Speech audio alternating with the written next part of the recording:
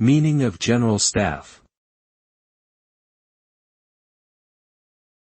General Staff.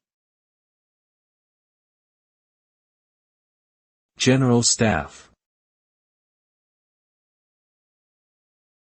General Staff.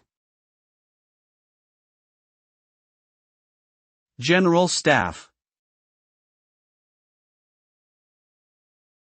General Staff typically refers to a group of high-ranking officers responsible for the planning and execution of military operations.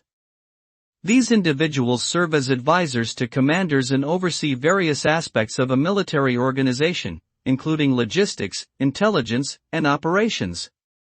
Often, they hold positions of great authority and influence within their respective armed forces.